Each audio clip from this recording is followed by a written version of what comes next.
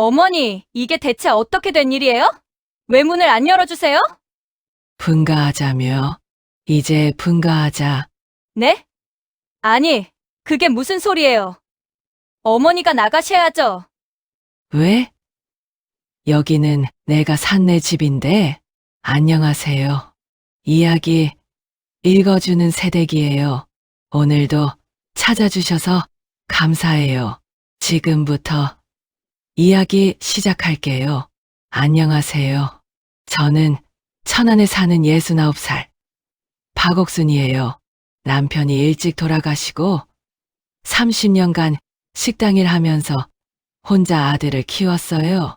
식당 일이 험했지만 낯쓸 거 하나도 안 쓰고 악착같이 모았어요. 옷도 안 사입고 미용실도 안 가고 친구들 만나서 밥 한 끼 먹는 것도 아까워서요. 오직 하나뿐인 아들 뒷바라지. 그것만 생각했어요. 우리 아들만 잘 되면 내 인생도 보람 있는 거라고 생각했거든요. 그렇게 30년을 모아서 이 아파트를 샀어요. 32평짜리 아파트. 제 이름으로 샀지만 사실상 아들을 위해 산 집이었죠.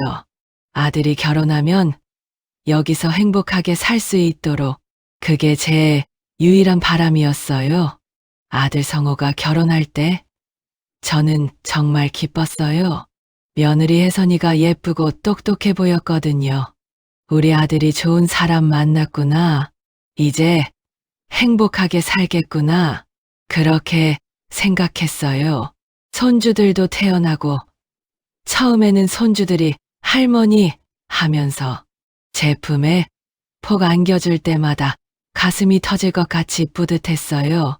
아, 내가 이 가족에게 꼭 필요한 사람이구나. 내 존재가 이렇게 소중하구나. 그렇게 생각했거든요. 그런데 언제부터인가 달라지기 시작했어요. 며느리 혜선이가 저를 바라보는 눈빛이 처음 시집 올 때와는 딴판이 되었어요.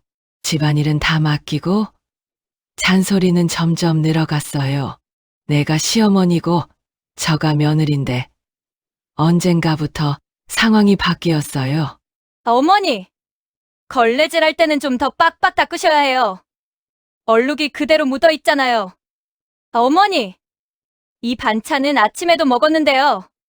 사람이 삼시세끼를 어떻게 같은 반찬으로 먹어요? 어머니, 애들한테 제발 아무거나 먹이지 마세요.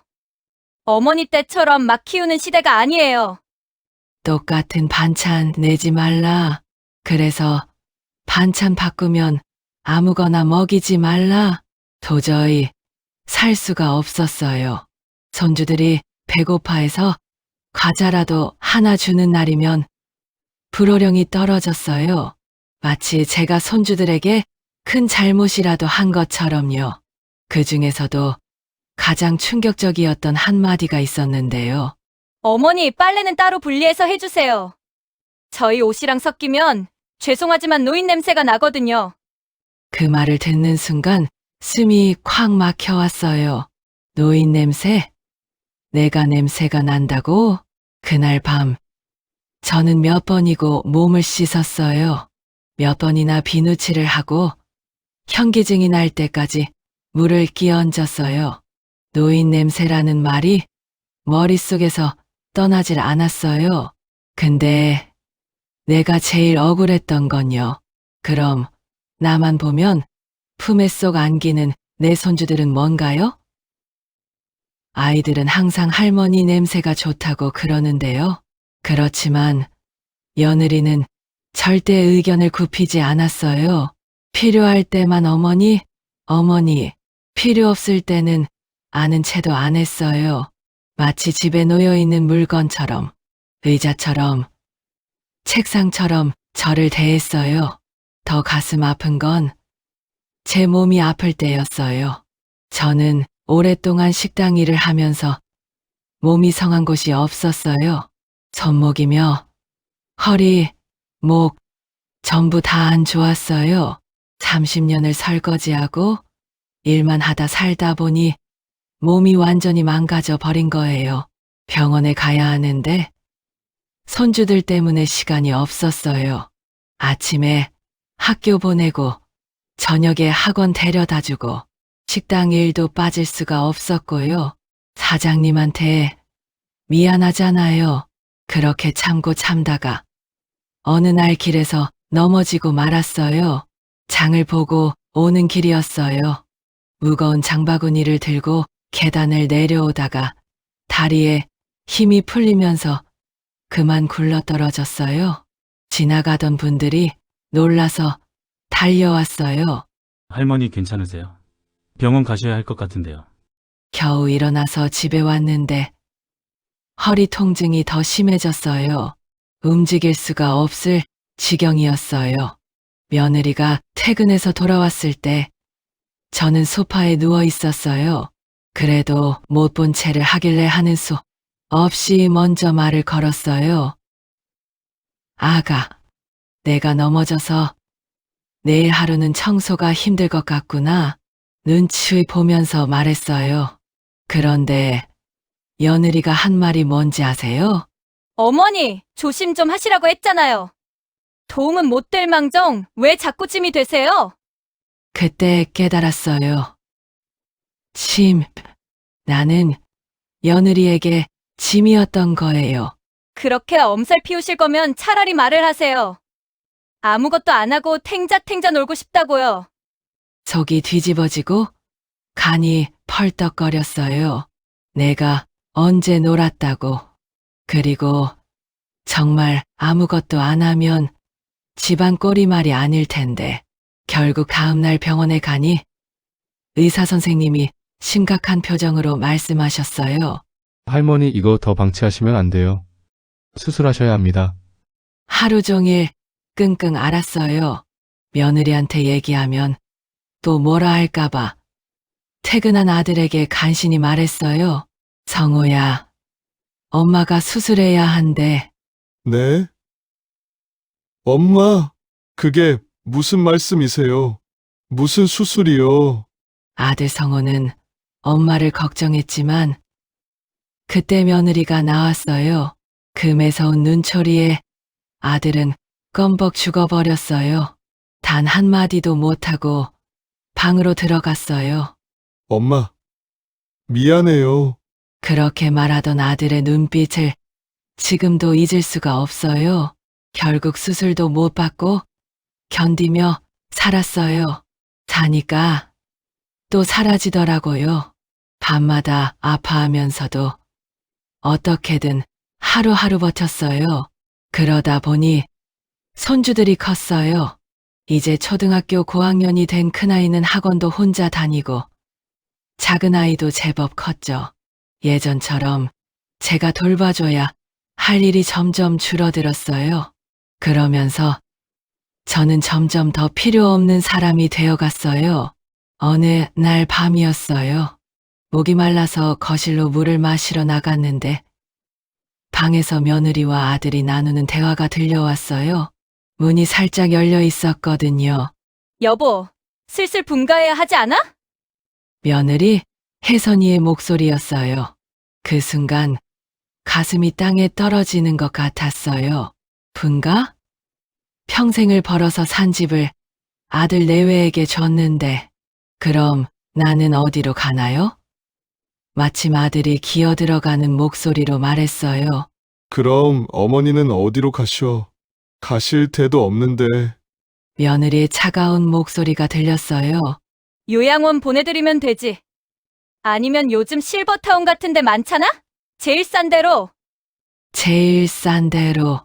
그 말이 제 가슴에 비수처럼 꽂혔어요. 저는 그 자리에 얼어붙은 채 서 있었어요. 물 한 모금도 못 마시고 그냥 조용히 방으로 돌아왔어요. 그날 밤 한숨도 못 잤어요. 천장만 바라보며 생각했어요. 그래도 참아야지. 그냥 하는 말이겠지. 아니겠지? 설마 나를 내쫓기야 하겠어? 하지만 다음 날 제 걱정이 현실이 되었어요. 아침부터 집안이 분주했어요. 며느리와 아들이 가방을 싸고 있었어요. 손주들도 신나서 이것저것 챙기고 있었고요. 아가, 뭐 하는 거니? 어머니, 저희 여행 가려고요. 여행? 네. 제주도로 3박 4일 다녀올 거예요. 그제서야 제 귀에 손주들의 신난 목소리가 들렸어요. 와, 제주도다. 할머니, 우리 제주도 간대요. 그래, 잘 다녀오너라. 저는 웃으며 대답했어요. 하지만 가슴 한구석이 이상했어요. 왜 저한테는 아무 말도 없었을까? 그때 며느리가 차갑게 말했어요. 어머니, 이제 슬슬 분가해야 할 것 같아요. 뭐, 저희 돌아올 때까지 지내고 알아보셔야 될 것 같아요. 무슨 말인지 아셨죠? 머릿속이 하얘졌어요. 아들을 쳐다봤지만 아들은 시선을 피했어요. 그러면서 입술을 깨물고 있었어요. 그래, 알았다. 그렇게 하마 힘없이 대답할 수밖에 없었어요. 손주들이 달려와서 안아줬어요. 할머니, 다녀올게요. 선물 사올게요. 그래. 현관문이 닫혔어요. 집 안이 텅 비었어요. 저는 그 자리에 주저앉아 한참을 울었어요. 평생을 이 아들을 위해 살았는데 결국 이런 취급을 받는구나. 하지만 울고만 있을 수는 없었어요. 모두가 떠난 집, 혼자 남은 저는 짐을 싸다가 문득 생각했어요. 이게 정말 옳은 일일까? 이 집은 내가 사서 아들에게 준 집이지 며느리에게 준 집은 아니에요. 근데 왜 며느리가 주인처럼 마치 나는 새 들어 사는 하인처럼 말하고 있는 걸까요? 이래서는 안 된다는 생각이 들었어요. 한 많고 고되던 내 인생에 너무도 미안하고 원통했어요. 그날 오후 저는 결심했어요. 집 밖으로 나가 부동산을 찾아갔어요. 저기요. 집을 팔려고 왔는데요. 부동산 아저씨가 저를 위아래로 훑어봤어요. 처음에는 무시하는 듯한 표정이었어요. 어머니, 무슨 집을 파신다고요? 아파트 32평이요. 네, 거기요. 부동산 아저씨의 눈이 반짝 빛났어요. 어머니, 그 집을 정말로 파시게요. 거기 요즘 엄청 인기 많은 집인데요. 재건축 대상지라서요. 금방 나갈 거예요. 감사해요. 아무쪼록 빨리 팔아주세요. 알겠습니다, 어머니. 혹시 명의는 본인이실까요? 그 질문에 잠깐 말을 잃었어요. 하지만 이내 말했어요. 내가 꿀릴 게 어디 있나요? 네, 제 아파트 맞아요. 제가 산 제 아파트요. 아, 그러시군요. 그럼 등기부등본하고 신분증만 가져오시면 바로 진행할 수 있습니다. 이 정도 입지면 일주일 안에 계약 들어올 겁니다. 집으로 돌아왔어요. 가슴이 두근두근 뛰었어요. 무섭기도 했지만 한편으로는 속이 후련했어요. 그리고 저는 한 가지를 더 했어요. 현관 비밀번호를 바꿔버린 거예요. 새 비밀번호는 제 생일로 했어요. 아들놈도 며느리도 단 한 번도 챙겨주지 않았던 그 날짜 내 자리? 이제 진짜 내 집이야. 일요일 오후 초인종이 울렸어요. 아들 가족이 돌아온 거였어요. 비밀번호를 계속 틀리는지 삐삐 소리가 나더니 문을 두드리기 시작했어요. 뭐야? 왜 비밀번호가 안 돼? 며느리의 신경질적인 목소리가 들렸어요. 이거 왜 이러지? 아들이 나서서 눌러봐도 안 됐죠? 그럼요. 될 리가 없죠. 엄마, 안에 있어. 엄마? 아들의 목소리에 순간 달려나가서 문을 열어줄 뻔했어요. 하지만 그러지 않았죠.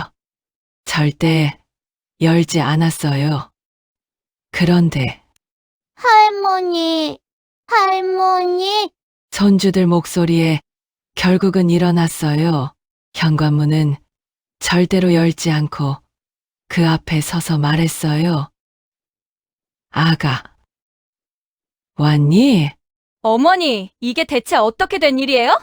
왜 문을 안 열어주세요? 분가하자며. 이제 분가하자. 네? 아니, 그게 무슨 소리예요? 어머니가 나가셔야죠. 왜?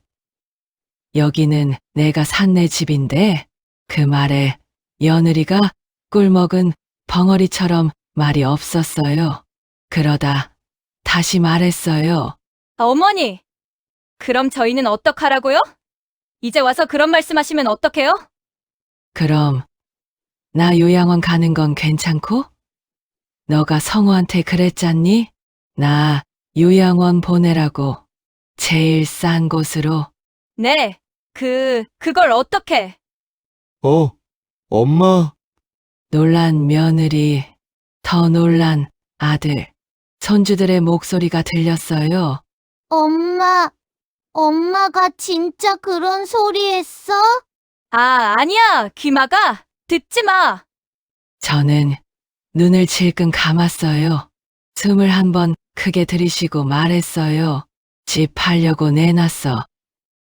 뭐라고요? 며느리가 소리쳤어요. 이 집이 인기가 많아서 금방 나갔어. 이번 주 일요일까지. 그러니까 오늘까지 짐 다 빼야 해. 어머니! 악에 바친 며느리가 소리를 질렀어요. 예전 같으면 움찔했을 거예요. 하지만 저는 당당히 가슴을 폈어요. 이제 나는 예전의 내가 아니었으니까요. 목소리 낮춰라. 나 내 시어머니야. 시어머니고 나발이고 저희는 어디로 가라는 말이에요? 네. 내 친정 있잖아. 아니면 너희끼리 알아서 살아. 젊은 사람들이 뭘 못해? 어머니, 지금 하시는 행동, 아범이랑 애들한테 정말 못할 짓 하시는 거예요. 못할 짓은 내가 나한테 했지. 하, 며느리가 비웃는 소리를 냈어요. 알겠어요. 그렇게 할게요. 정말 좋으시겠네요, 어머니? 그리고 발소리가 멀어졌어요. 정말로 짐을 가지러 가는 소리가 들렸어요. 그날 밤 혼자 방에 누워 있으니 가슴이 쿵쿵 뛰었어요. 그러면서도 속이 아주 후련했어요. 진작 이렇게 좀 살걸. 70년을 참고 어찌 참고 살았을까? 다음 날 아침 저는 일찍 일어나서 이사짐 센터에 전화했어요. 여보세요. 이사 좀 부탁하려고요. 네, 어머니. 언제 하실 건가요? 오늘 당장이요. 오늘이요? 급하시네요. 네, 집이 팔렸거든요. 며느리와 아들, 손주들의 물건들 전부 다 박스에 담아서 밖으로 내놨어요. 현관 앞 복도에 산더미처럼 쌓였어요. 어머니, 이거 다 어디로 보내드릴까요? 그냥 여기 놔주세요. 주인들이 알아서 가져갈 거예요. 사실 며느리가 어젯밤 집을 나갔지만 아들과 손주들은 여관에 묵었다는 걸 알고 있었어요. 아들이 새벽에 문자를 보냈거든요. 엄마. 저희 근처 여관에 있어요. 짐 정리되면 연락 주세요. 하지만 저는 답장하지 않았어요. 이사짐 센터에서 짐을 다 빼고 나니 집이 텅 비었어요. 그제야 사태의 심각성을 깨달은 건지 초인종이 다시 울렸어요. 엄마. 문 좀 열어주세요. 아들의 목소리였어요. 개선이는? 개선이는 없어요. 엄마.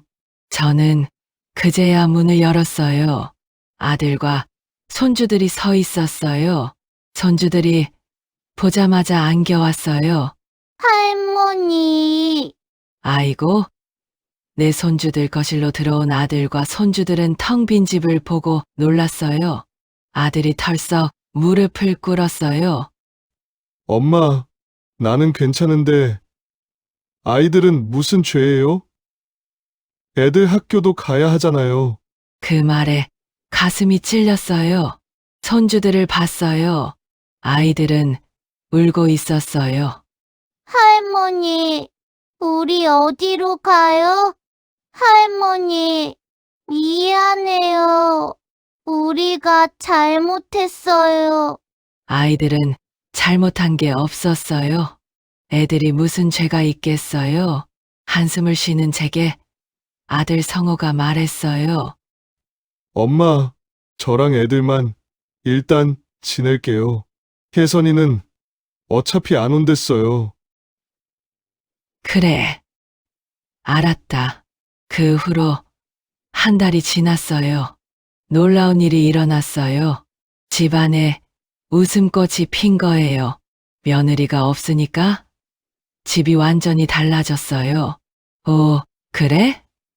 우리 손주 장하다. 어머, 진짜네. 우리 손주 천재야. 아이들이 활짝 웃었어요. 그동안 며느리는 늘 아이들을 잡았어요. 아무리 공부를 잘해도 만족을 모르고 뭘 해도 혼내기만 했거든요. 이것밖에 못했어? 옆집 애는 1등 했는데? 또 틀렸네. 이렇게 해서 어디 대학 갈래? 그런 말만 듣던 아이들이었어요. 아들도 항상 혼났어요. 열심히 일하고 성실한 아이인데 이것밖에 못 버냐고 구박을 했어요. 이제 와 보니 며느리가 집의 원흉이었어요. 그 아이가 없으니 온 집안이 평안했어요. 저녁마다 함께 모여 밥을 먹었어요. 할머니, 이 된장찌개 진짜 맛있어요. 그래? 할머니가 담근 된장으로 끓였거든. 역시 할머니 그 음식이 최고예요. 아빠, 오늘 회사 어땠어? 와, 우리 아빠 짱. 이런 대화들이 오갔어요. 아들의 얼굴에도 생기가 돌기 시작했어요. 엄마, 정말 행복해요. 이렇게 편안한 게 얼마만인지 모르겠어요. 그래. 아들아, 어느 날 저녁 초인종 소리가 들렸어요. 문을 열어보니 며느리가 서 있었어요. 어머니. 며느리의 모습은 처참했어요. 얼굴은 헐쑥하게 빠져 있었고 눈 밑에는 다크서클이 가득했어요. 잠시 얘기 좀 할 수 있을까요? 들어와. 저는 문을 열어줬어요. 이제는 무섭지 않았어요. 거실에서 마주 앉았어요. 아들과 손주들도 한쪽에서 오들오들 떨면서 지켜보고 있었어요. 계속 이러실 거예요? 못할 건 뭐니? 저 너무 힘들어요, 어머니. 아이들도 못 보고, 남편도 못 보고. 그건 내가 자초한 거지. 긴 침묵이 흘렀어요. 며느리가 아이들을 봤어요. 가자. 얘들아, 여기서 못 살아. 엄마 집으로 가자. 그런데 그때였어요. 싫어. 나 할머니랑 살고 싶어. 큰 손주가 소리쳤어요. 작은 손주도 엉엉 울면서 나섰어요. 나도요. 나도 할머니랑 있을래요. 뭐라고? 며느리가 충격받은 표정을 지었어요. 살면서 그런 표정은 처음 봤어요. 너희가 지금 무슨 소리를 하는 거야? 엄마는 맨날 우리 혼내기만 했잖아. 할머니는 우리 칭찬해줘. 할머니랑 있으면 행복해요. 며느리는 말을 잃었어요. 그녀는 마지막으로 아들을 바라봤어요. 하지만 아들은 며느리를 한 번, 저를 한 번 보더니 조용하면서도 단호하게 말했어요. 여보, 내 생각도 똑같아. 당신이 어떻게 나한테... 그만. 아들이 엄하게 말했어요. 나도 이제 못 견디겠어. 어머니랑 같이 지낸 한 달, 우리 너무 행복했어. 여보, 이만 돌아가 줘. 당신이 진정 반성하지 못한다면 다신 이 집에 들어오지 못할 거야. 며느리는 충격을 받고 비틀거리며 일어났어요. 그리고 문을 향해 걸어갔어요.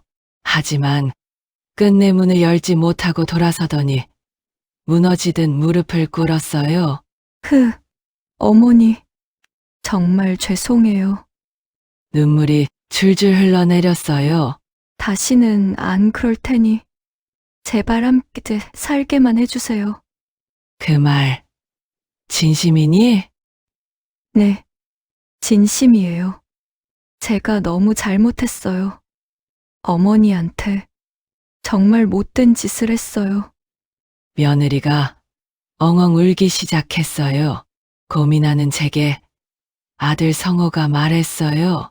어머니, 저 사람 딱 한 번만 믿어주시죠. 만약에 전처럼 돌아가면 그때는 제 손으로 쫓아내겠습니다. 이제 저는 알아요. 어머니가 우리 집안에 얼마나 중요한 분인지, 어머니가 없으시면 안 된다는 것을요. 저는 한참을 생각했어요. 그리고 천천히 입을 열었어요. 좋아. 마지막 기회를 주마. 어머니, 며느리가 바닥에 엎드려 절을 했어요. 감사합니다. 어머니, 정말 감사합니다. 그 후로 집안이 완전히 달라졌어요. 며느리는 그 후로 죽은 듯이 살았어요. 아니, 죽은 듯이가 아니라 정말 열심히 살았어요. 아침 일찍 일어나서 청소를 했어요. 어머니, 오늘은 제가 청소할게요. 빨래도 했어요. 물론 이제는 따로 하지 않았어요.